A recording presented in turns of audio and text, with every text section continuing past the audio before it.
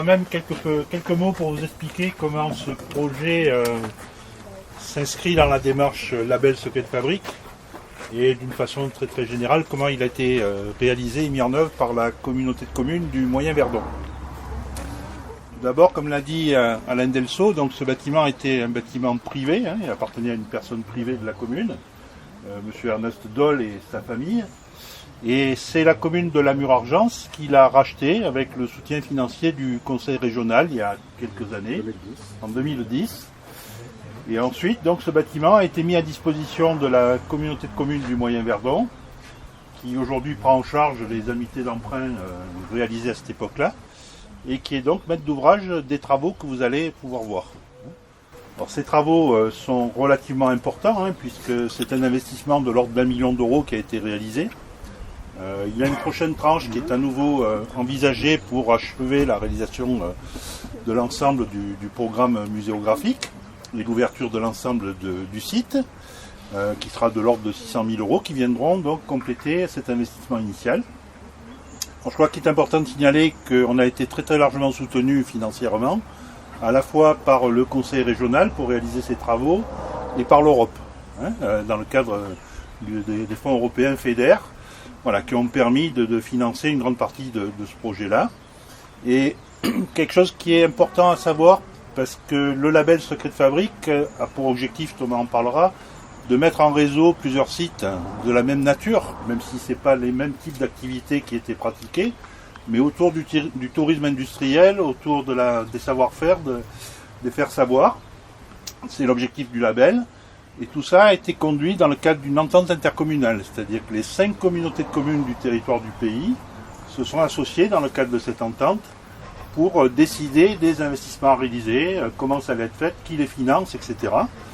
Et c'est comme ça que vous avez aussi d'autres projets qui sont réalisés sur le territoire, avec notamment un parcours de découverte des draperies sur le Haut-Verdon, alors qui n'est pas ouvert au public malheureusement, puisque donc là il n'y a pas eu de possibilité d'ouvrir de site, mais donc il y a une application informatique qui permet à tous ceux qui le souhaitent de pouvoir découvrir et connaître ce patrimoine. Il y a un projet du même type qui a été réalisé sur le secteur d'Entrevaux. Et l'an dernier, comme ça a été dit par Alain, donc on a ouvert le musée de la distillerie à Barème, et cette année on ouvre celui de la minoterie. Voilà, d'autres projets seront réalisés dans ce cadre-là aussi. Il y a tout un tas d'animations autour du label qui sont mises en place. Tout ça pour faire vivre un peu ce territoire et faire en sorte que ces équipements-là, aujourd'hui, deviennent, en termes d'offre touristique, quelque chose qui devient complémentaire par rapport à une image surtout pleine nature, activité de pleine nature, etc. Voilà, donc c'est aussi c'est important, c'est un gros investissement que fait la collectivité, mais on y croit et j'espère que vous allez voir que ça va vous donner envie d'y faire venir du monde. Voilà. Sans aller au-devant des explications que vont vous donner l'équipe de Secret de Fabrique par l'intermédiaire de Thomas, vous allez visiter un bâtiment qui est un des fleurons de la commune, comme étaient d'autres bâtiments en début du XXe siècle en fait, puisque cette ancienne draperie a été mise en place en minoterie qui s'est arrêtée en 72. Vous allez visiter un bâtiment qui est fait sur 1000 m² de plancher au sol. C'est des machines qui ont plus de 400 m² de surface au sol, qui datent de 1900, mais qui sont dans un excellent état de conservation. Le dernier meunier, qui fut également un être emblématique de la commune, puisqu'il a été maire pendant 40 ans également, Ernest Doll, donc a cessé son activité en 1972 dans ce moulin. Il a beaucoup changé, Daniel, si tu as travaillé dans ce moulin avant. Faire de la farine. Heureusement, tu vas voir qu'il y a quand même pas mal de changements. Il a fallu quand même plus de 2 ans de travaux pour réaliser ce que vous allez visiter. Cet après-midi, vous irez dans un autre lieu emblématique de la commune, puisque vous allez monter sur Argent, voir la distillerie de Véronique Blanc et d'André Blanc. Là aussi, c'est une distillerie de lavande fine, qui est quasiment une dernière, qui a fêté ses 10 ans d'activité cette année. Et là, vous allez découvrir entre le mari et la femme l'emblème d'avant, le savoir-faire et le faire savoir par Véronique. Voilà, bonne visite. Moi, pour ceux qui ne me connaissent pas, je suis Thomas Duboeuf. C'est moi qui suis en charge d'essayer de faire vivre aussi bien que possible le label Secret de Fabrique. Le musée de la minoterie que vous allez découvrir aujourd'hui, c'est la dernière réalisation dans le cadre du label. Donc ça a été dit, hein, Bernard a présenté les autres sites. Donc vous avez à disposition sur les tables des plaquettes en français et en anglais. Donc en violet c'est en français et en vert c'est en anglais. Donc je vous laisse vraiment vous servir, c'est pour vous, c'est pour vos visiteurs que vous puissiez mettre à l'accueil. Vous allez retrouver dedans toutes les informations qu'il vous faut en termes d'horaire d'ouverture, de tarifs.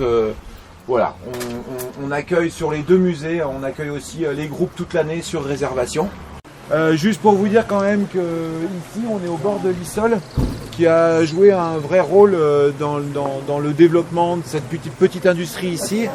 Bien sûr, c'est une industrie qui s'est développée.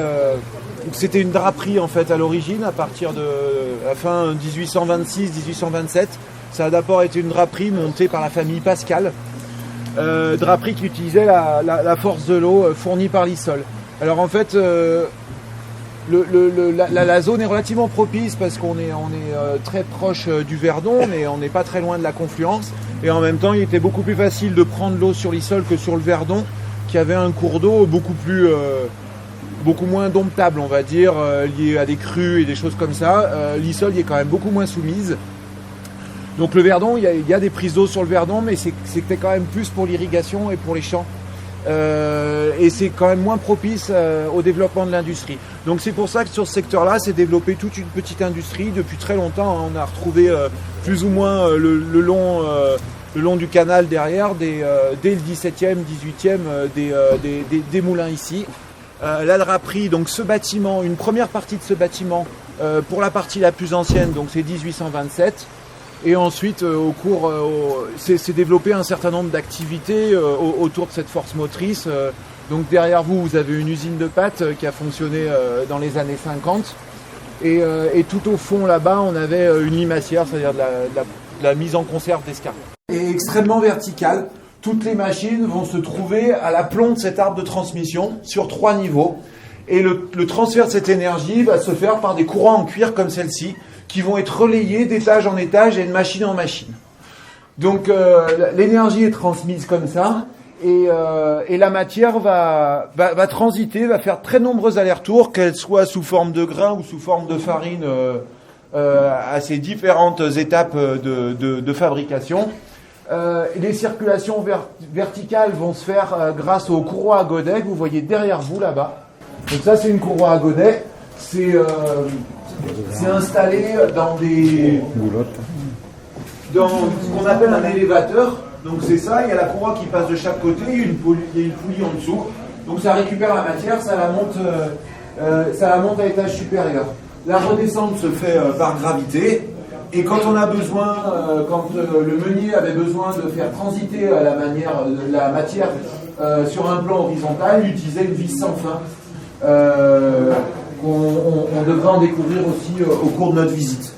Donc ce qu'il faut retenir aussi dans cette salle, c'est ce silo, ici. Donc ça, c'est le silo à blé sale. Alors toute la machinerie, on en reparlera, elle est vraiment physiquement séparée dans l'espace entre la partie blé sale et la partie blé propre. On va le retrouver à tous les niveaux. Grosso modo, toute la partie gauche du bâtiment, c'est le blé propre. Et toute la partie droite du bâtiment, c'est le blé sale. Alors le blé sale, c'est quoi? C'est toutes les étapes de nettoyage du blé avant qu'il soit passé au broyeur. Et le blé propre, c'est les étapes de broyage et de tamisage. Ici, on stockait donc ce silo, on le retrouve à tous les étages. Il fait toute la hauteur du bâtiment. Il est divisé en 4 compartiments. Et c'est là où le meunier faisait ses mélanges de variétés de blé pour pouvoir faire sa farine. Donc tout le savoir-faire du meunier, en fait, c'était au moment où il remplissait ses silos, ses recettes, si vous voulez. C'était au moment où il remplissait ses silos. Il va dire, moi je veux 60% de telle variété, 30% de telle variété. Donc ça, avec un système, les silos sont remplis par le dessus, hein, comme tout silo. C'est vidé en extérieur, ça tombe au pied de cette courroie à godets. Et cette courroie à godets va monter toute la matière tout en haut du silo. Et tout en haut du silo, on le verra tout à l'heure, il y aura une immense vis sans fin avec des trappes qui permet de choisir dans quel compartiment du silo on faisait rentrer le blé. Et donc il faisait son mélange comme ça, et j'ai envie de dire, une fois qu'il avait fait ça, il avait fini sa recette. Après, il gérait le fonctionnement de la machine et l'obtention du produit fini. Les buteries, c'est quoi? C'est des cylindres rotatifs avec de la soie. Et là, le tamisage va se faire par rotation et non plus par translation. Son produit final dans le silo à farine que je vous ai montré en bas, qui puisse contrôler sa farine, voir si elle a été piquée. Alors piqué, ça veut dire quoi? Ça veut dire qu'il y a éventuellement un des cylindres ou un des tamis qui a été endommagé et on va retrouver des morceaux d'écorce dans la farine et ça s'appelle piqué parce qu'on va avoir une farine blanche avec des petits points noirs dedans. Et donc cette bluterie de contrôle va permettre au minotier de contrôler le produit fini qui va être ensaché dessous dans un ensacheur. Il va contrôler si ça lui convient. Ensuite, il balance tout dans le silo à farine. Donc dans cette salle, on est dans une salle un petit peu particulière. Donc vous avez toujours derrière vous ce fameux silo à blé sale qu'on va retrouver à tous les étages. Je vous l'ai dit, le bâtiment est partagé entre sa gauche et sa droite, entre les parties de nettoyage du blé et les parties de broyage et de tamisage du blé. Donc tout là-bas au fond, vous allez entreapercevoir une machine. Donc c'est un séparateur trieur. Donc on est dans les étapes à droite de blé sale.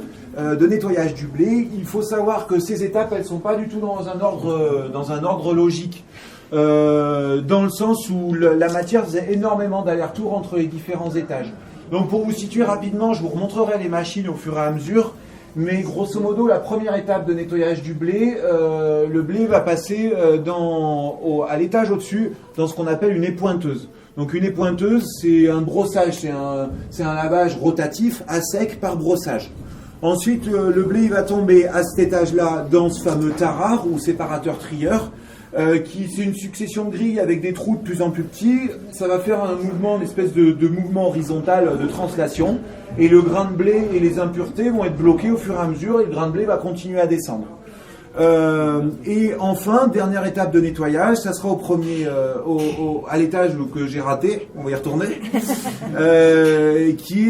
c'est une lessiveuse en fait, hein, donc ça va tomber dans un bac d'eau et il va être nettoyé à l'eau.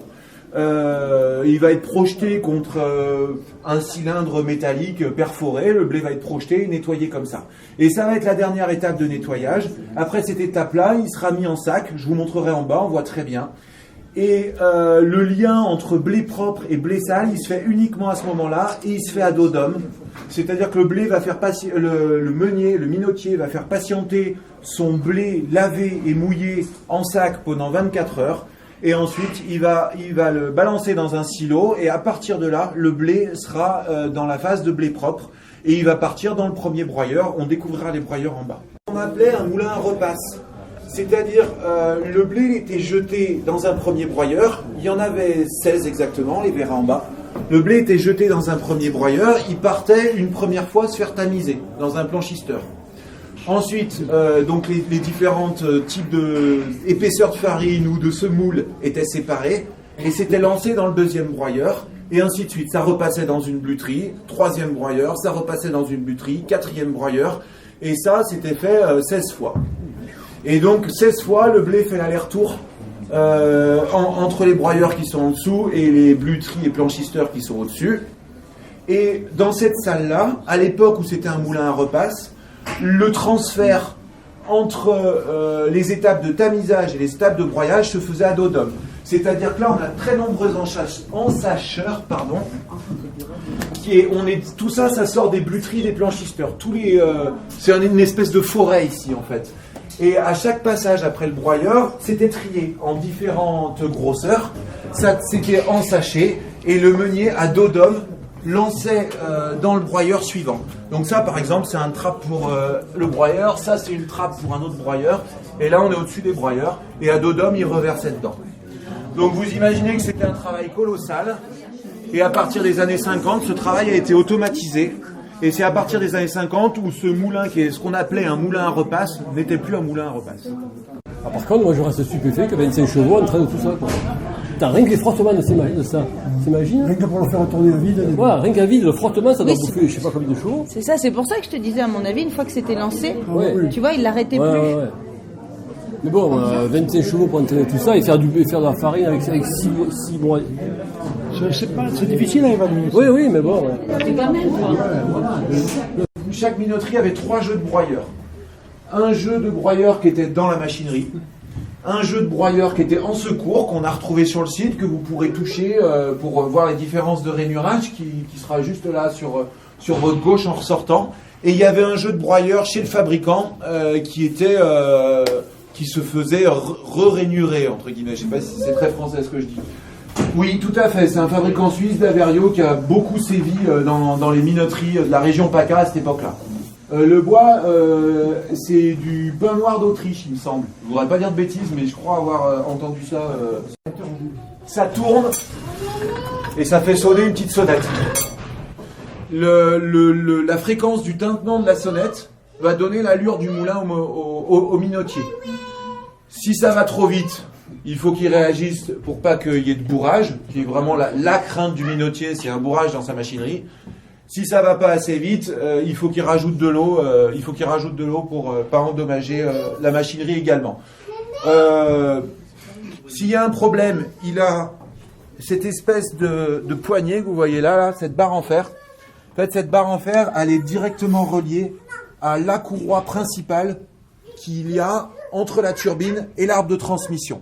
Sur cet arbre de transmission, vous vous souvenez de cette énorme roue, la plus grosse de toutes, au fond, qui accueille la courroie qui est reliée à la turbine. Et juste à côté, il y a une autre poulie. Et en fait, c'est ce qu'on appelle une poulie morte. C'est-à-dire que cette poulie, elle va tourner sans entraîner l'arbre de transmission. Et en tirant là-dessus, le minotier faisait basculer sa courroie de la poulie qui entraînait l'arbre de transmission à la poulie qui n'entraînait rien du tout. Et ça permettait d'arrêter instantanément la machinerie. Donc ça, c'était son premier moyen de contrôle. Et sinon, ici, avec cette commande volant, il arrivait à régler l'arrivée d'eau sur la turbine dans le canal qu'on a vu tout à l'heure et dans les fameuses piscines. Livrer sa farine. Mais il était plus ou moins tout seul et toute la nuit, il fallait qu'il entende ça. Et il y avait son habitation était dans le prolongement du moulin. Et à chaque étage, il y avait une communication. Donc là, bien sûr, elles ont été fermées depuis. Mais derrière vous, vous en avez une, là où il y a la porte. Il y avait une communication là. Et à chaque étage, on accédait aux différents étages de la maison du minotier. Il y avait bien des gens qui faisaient le lançage, enfin qui balançaient les sacs. C'était des employés. Un homme seul faisait tourner la minoterie. Ah ouais. Alors ils étaient 3, ils se relayaient, mais un homme seul faisait tourner la minoterie. Et alors l'approvisionnement venait de loin là, parce que c'est pas la vallée du Verdon qui devait alimenter un moulin pareil, quoi. Ça, en fonction des qualités de farine et en fonction de ses recettes, on sait qu'il faisait venir du blé du Canada par exemple. Il avait besoin pour certaines qualités de farine d'avoir X% d'un blé canadien qui faisait venir. Il s'approvisionnait aussi localement à Valençol. On sait que le dernier minotier, de manière un petit peu anecdotique, produisait aussi son blé. Donc, ses besoins de recettes, en fait, l'obligeaient à s'approvisionner de plus ou moins loin en fonction de la qualité de blé dont il avait besoin. Et est-ce que pour toutes les farines, il passait dans tous les broyeurs ou en fonction des farines, si tu veux des farines plus grossières? Alors, non, pas forcément. Mais dans la plupart. Non, les derniers convertisseurs, c'était vraiment pour de la farine très fine, assez, on va dire, haut de gamme pour la pâtisserie, des choses comme ça. Et dans combien de quantité il fallait de blé par an, tonnage? Alors, ça fonctionnait, les minoteries fonctionnaient par droit de mouture, c'est-à-dire que l'État leur accordait, ou leur faisait payer, enfin bref, l'État donnait un droit de mouture à une minoterie. Ici, il était de 20 000 quintaux par an. Voilà. Et en fait, ce droit de mouture, c'est un peu comme un fonds de commerce. C'est-à-dire quand le minotier il ferme sa minoterie ou qu'il revend sa minoterie, en fait, il revend son droit de mouture. Et donc là, on sait que quand M. Doll il est parti, qu'il a fermé le site, il a vendu son droit de mouture. Les tarifs, c'est 4 € en tarif réduit. C'est pour les groupes de plus de 10 personnes, pour le passe-musée et les demandeurs d'emploi et tout ça. Le plein tarif, c'est 6 €. Sur les groupes, c'est ouvert toute l'année sur réservation. Au tarif, donc pour un groupe, c'est plus de 10 personnes. Au tarif de 4 €. On ouvre tous les jours à partir du 1er juillet jusqu'au 18 septembre, les journées du patrimoine. Et ensuite, fin septembre, on ouvre le dernier week-end de septembre. Ensuite, on ferme pour la saison, sauf encore une fois pour les groupes qu'on accueille toute l'année.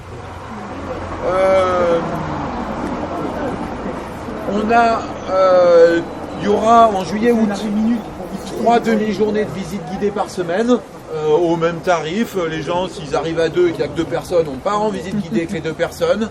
Pendant 3 demi-journées par semaine, la visite guidée est proposée. Et ensuite, on va proposer des animations sur site dès cet été.